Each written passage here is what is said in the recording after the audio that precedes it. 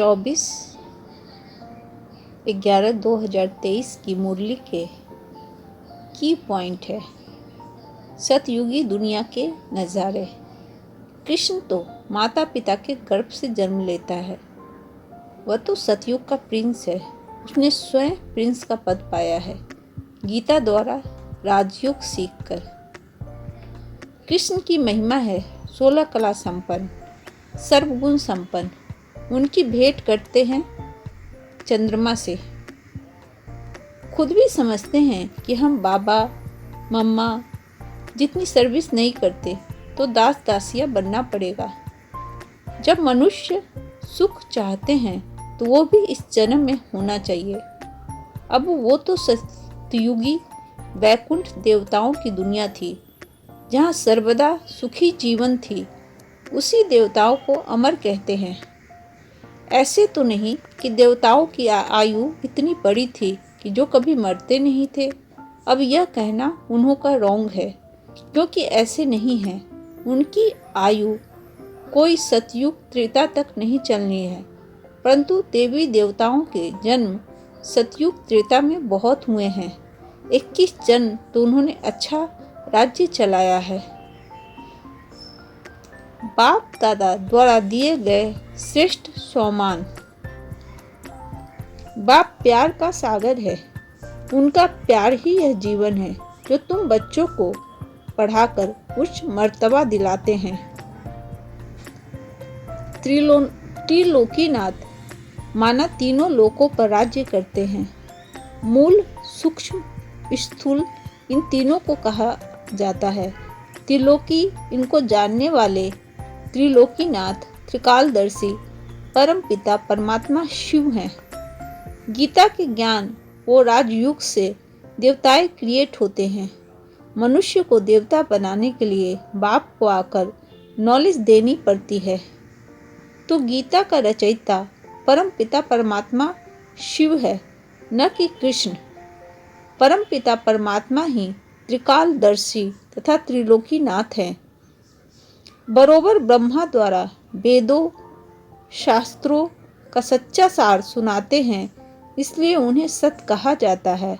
अब तुम्हारा है सत के साथ साथ संग, जो तुमको सत बनाते हैं। प्रजापिता ब्रह्मा और उनकी मुख वंशावली यह जगदम्बा सरस्वती। प्रजापिता ब्रह्मा के सभी बच्चे आपस में भाई बहन ठहरे। जैसे रचता शिव परमात्मा को कहते हैं, ऐसे ही ब्रह्मा को भी रचता कहा जाता है। वह तो अविनाशी है ना, वह तो रचता ही है।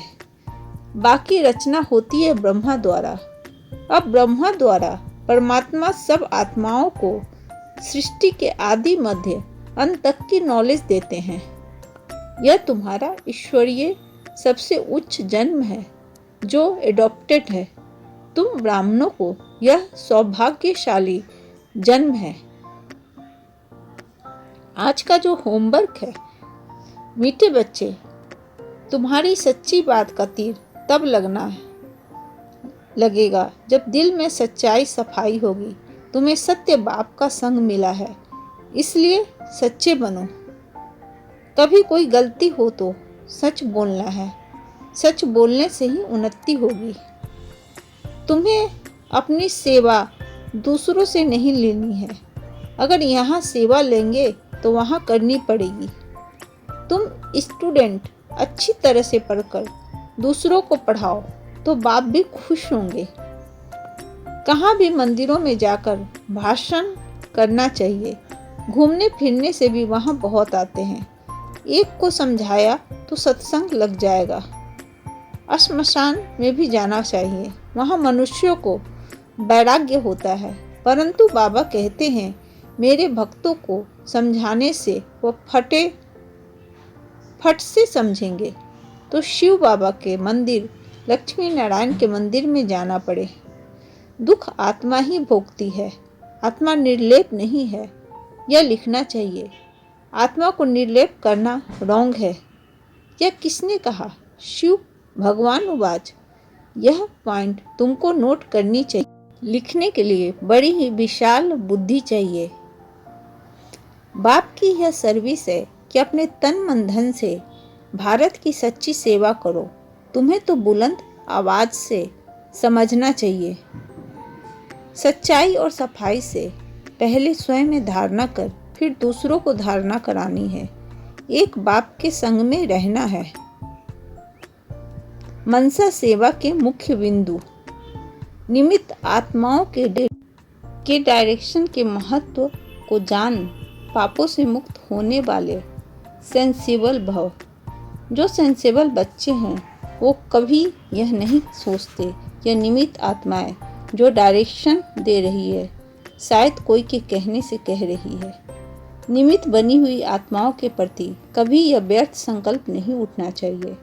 मानो कोई ऐसा फैसला भी दे दे जो आपको ठीक नहीं लगता है, लेकिन आप उसमें जिम्मेवार नहीं हो। आपका पाप नहीं बनेगा, क्योंकि जिसने इन्हें निमित्त बनाया है वह पाप को भी बदल देगा। यह गुप्त रहस्य है, गुप्त मशीनरी है।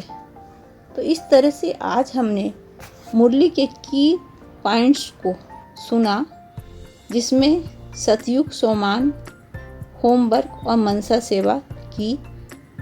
कल फिर हम हाजिर होंगे नए की पॉइंट्स ऑफ मुरली को लेकर। तब तक के लिए ओम शांति।